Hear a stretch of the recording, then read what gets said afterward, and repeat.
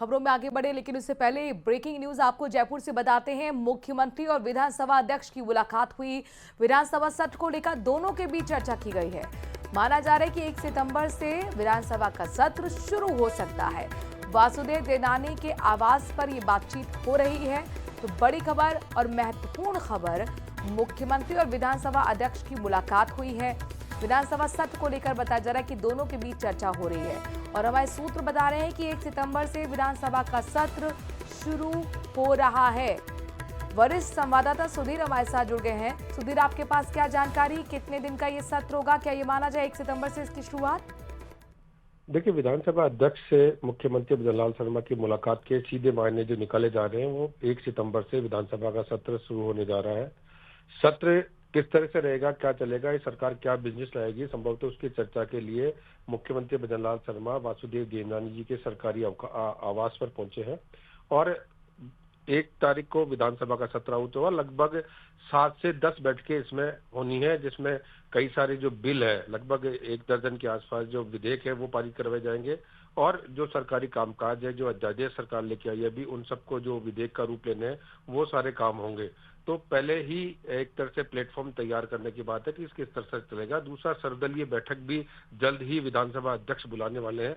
उसमें भी विधानसभा सुचारू रूप से चले, हंगामे की भेंट नहीं चढ़े, उन पर सहमति भी बनेगी। तो एक तरह से कॉन्क्रीट लेवल पे ये तैयार हो रहा है कि विधानसभा का सत्र में कोई हंगामा नहीं हो और सही ढंग से चले। और दूसरी ओर इसको शिष्टाचार मुलाकात भी बताया जा रहा है। जी।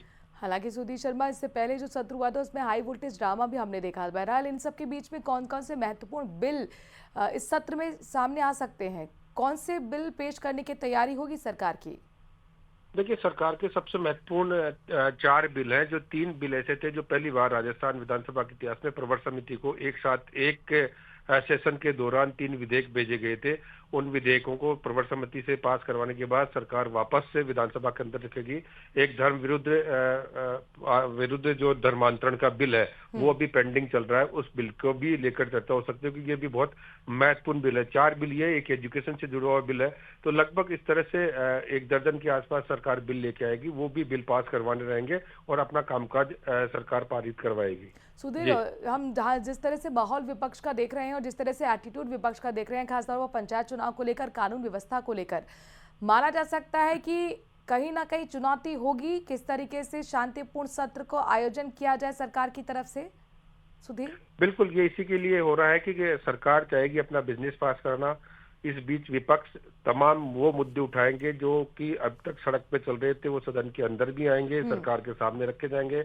अभी सबसे बड़ा जो मुद्दा है वो पंचायत इलेक्शन से जुड़ा हुआ मामला है, क्योंकि जनवरी के अंदर बहुत सारी पंचायत, ग्राम पंचायतों के जो जी चुनाव थे वो बाकी चल रहे थे। बिल्कुल। सुधीर, सरकार देखना ये होगा किन चाहती किन है। मुद्दों को लेकर सरकार को घेरने की तैयारी होगी। बहरहाल इस सब के बीच माना